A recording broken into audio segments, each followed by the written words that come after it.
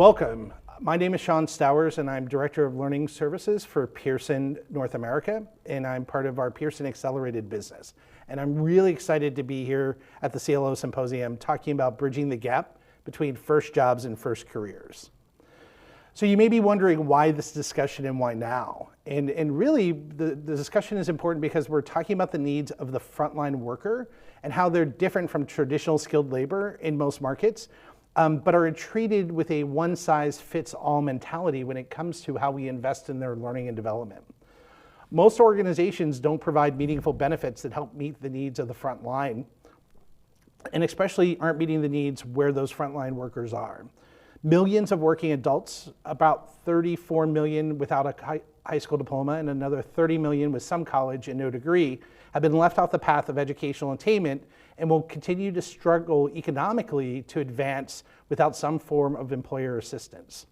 Labor shortages are increasingly happening in many markets, whether that's hospitality, retail, restaurants, healthcare, or manufacturing.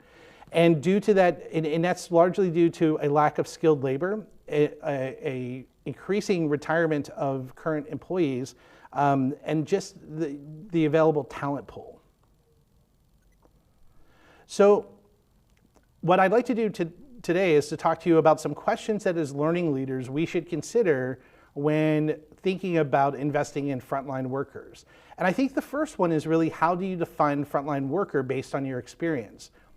For many of us, when we think about frontline workers, we think about those that are closest to our customers.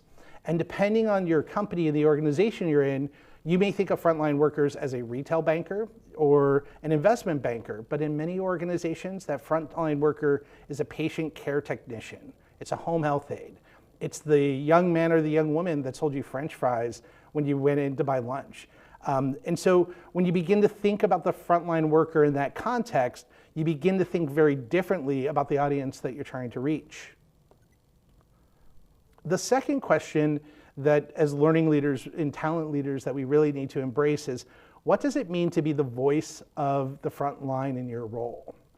So again, how do you get out there and understand the needs of your front line? How do you understand the path they walk in their work every day?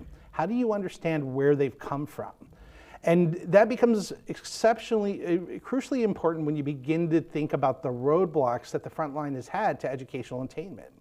We're talking about employees in your organizations that struggled to make decisions between, do I invest in childcare or buy groceries? How am I going to pay to get to work every day?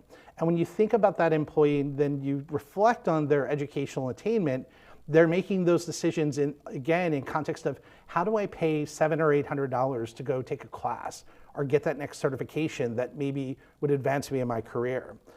So becoming the voice of the front line in your role is exceptionally important. The next question is to think about in your own experience, what challenges have you had in developing the front line? I'll share with you a story that we recently heard from a learning leader that we were talking to that said they developed this great online course and they deployed it to their front line. And it was amazing. And they said, in this particular course, we didn't include an audio narration. We had limited narration. And then they got feedback from the front line that said, hey, you know what? We have a lot of people here that English isn't their first language. And we have some people that, aren't the best readers. And so what they learned was that their front line, the people that this content was most geared towards, really relied on the audio in order to learn what the organization was trying to convey. And so, again, this question is really fundamentally important because as learning professionals, we strive to put out the best content and we're really trying to move the organization, but sometimes we have to understand the challenges that our learners are bringing to the workplace and those challenges that we as learning professionals have to overcome. So the next question as a learning leader and a talent leader that we encourage you to ask is, what is the key to successfully help transition your frontline from the idea of a first job mentality to first career mindset? And as we talk with learning and development professionals and talent leaders across the industry, what we find is that there's a real need to communicate a couple of key things to your frontline workers. So first of all, help them understand, no matter what their position is, where they fit in to the overall mission and purpose of the organization. So if you're a healthcare organization and your mission is to deliver care and to develop healthy lifestyles for your patients, make them understand their connection to that mission. The second thing is make sure that they know, where they can go. So, they're coming into your organization in a very specific point for a very specific job, but make sure they know where they can go and what's really possible for them. The third, which is, I think, equally as important, is really making sure that they understand where you as an organization are investing in them. And the reason we think this is important is we hear in a number of industries where frontline employees are making the decision to change jobs for 25, 30 cents more an hour. And while to them that feels like a greater investment by the employer, economically, they're not persisting in organizations in a way to allow them to really take advantage of the benefits and the investments that companies will make, like tuition assistance. So in wrapping up, one of the things that I think is important that we want everybody to take away from this conversation around investing in your frontline workers is when it comes to recognizing the needs of the frontline and understanding the needs of the frontline, is actually understanding that the frontline has very unique personas.